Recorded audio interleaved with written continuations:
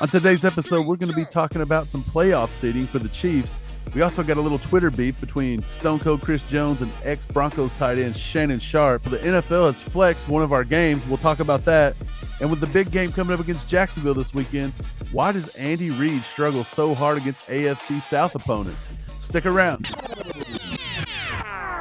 Welcome back to another episode of All Chiefed Up, where we do the best Chiefs news, rumors, and analysis on the internet. I am Mike.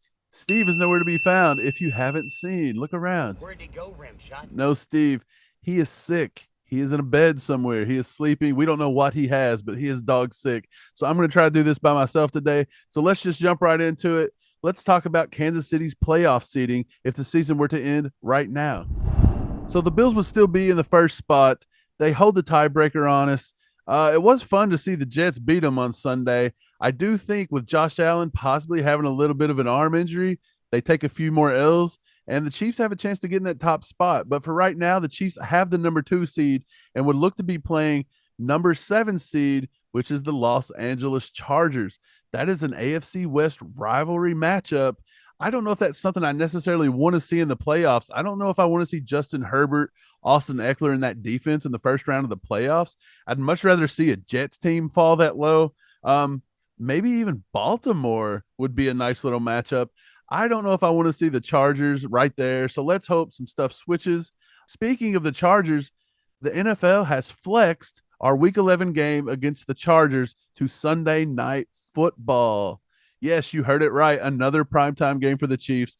Go figure. They don't call us primetime for nothing, man. We're on there every week. It's crazy. But yet again, we got switched. It looks like they give the axe to Joe Burr up in Cincinnati and the lowly Pittsburgh Steelers. So that game was going to be a snooze fest. They said, hey, let's have this AFC West rivalry. Justin Herbert versus Patrick Mahomes on primetime. And the league's like, yeah, let's do it, man. Let's switch it up. This is the first time they've flexed the game, the first time they switched it. And of course, the Chiefs were involved. We're always the center of attention in the NFL universe. Okay, so we got a little bit of Twitter beef going on. It's always rather juicy when these grown men get on Twitter and start mouthing off to each other. We've got Shannon Sharpe, who you guys know from playing with the Broncos. Now he's with Skip Bayless. They give a lot of horrible takes every week, day in, day out. He tweets, Chris Jones is going to get at least one dumb penalty per game, at least one. Chris Jones, not to be outdone and look like a fool on Twitter, shoots back, shut up, clown. That is a perfect response. Shannon Sharpe is a clown. And we've actually got a live clip. I managed to get in touch with Shannon Sharpe today, and he's talking about it right now. Let's see what he had to say. Ah! Looking good. You look good. What can I say? So while I was at lunch today, I was having a little Chick-fil-A. I was having some Lord's chicken, and I was like, hey, man, why is it that we're always struggling against AFC South opponents, particularly the Titans and the Colts? We've already lost to the Colts, and it took overtime to beat the Titans this year. I'll give credit to their defense a little bit. They look pretty good, but they were grabby all day. They were very handsy. Our offense was out of sync. Patrick Mahomes put up the quietest 500-yard performance I think I've ever witnessed in football history. But yeah, we always tend to struggle with them. We were at least 21 points better than that team. Let's be honest. I was sitting there eating the Lord's chicken, and I was like, dude, why do we struggle? So I go back and I look up Andy Reid, and I find some really fun stats here, guys. So against AFC South opponents, Andy Reid is 3-7 against the Colts. He is 5-2 against the Jags, which we play this weekend. He's 8-2 against the Texans. Not too shabby, but the Texans are a poverty franchise, let's be honest. And the Titans, 4-9. So he very much struggles against the Titans and the Colts. It's pretty bad. He has a combined winning percentage against the AFC South 20-20. That's 500, including the playoffs. This goes all the way back, including his time with the Eagles. So yeah, he's always struggled with these teams. And I was like, why does he struggle with this horrible conference? Like, this is one of the worst divisions of football year in and year out. Why does he struggle? I know the Jacksonville Jaguars have had their heyday, you know, with the Brunell and the Maurice Jones-Drew. They've even won a Super Bowl. The Colts, they've had Peyton Manning. They've had Andrew Luck. Dude, the Titans, they've had McNair. They've had some good teams here and there. So why does Andy always struggle?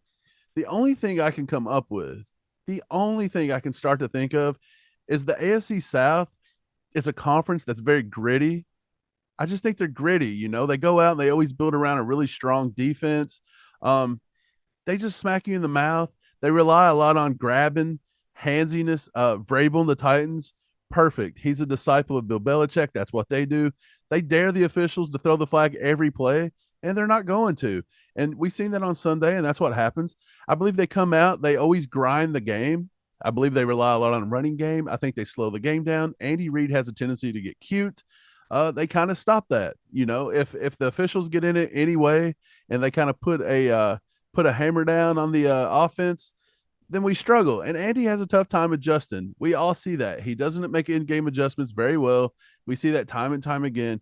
So, yeah, I think that might have something to do with it. Let's hope it doesn't affect us going into the Jaguars game this weekend as we play Doug Peterson and Andy Reid disciple right there. We've played Doug Peterson one other time, Andy has, and that was just a few years ago when he was in Philadelphia with the Eagles. He ended up winning the Super Bowl with the Eagles, and I think the Jaguars have bought into what he's preaching down there in Jacksonville as well. They look good. They come back, beat the Raiders last week. They're a tough, hard-nosed team. Andy's got a good record against the Jaguars. I think we pull this one out this week. But, yeah, a few stats on it. The Chiefs are coming in as the number 4 ranked rushing defense, not allowing very many yards on the ground. Jacksonville, number 10. So, again, I believe we're going to rely on Mahomes' arm this week to get the W. The passing yards, the Chiefs come in as the number 12, which pretty good again. We're relying on a lot of rookies back there. The Jaguars, number 22. You would think you can beat them through the air. Again, Mahomes had almost 500 passing yards. On the Titans were down there as well, but you see it didn't translate in points. The defenses looked really good as of late. They only give up 1 first down in the second half and overtime against the Titans. So they're coming on really strong. Frank Clark will be back soon. I think our defense is carrying our offense quite a lot. That's good to see. We don't see that a lot from Kansas City football teams. We just don't.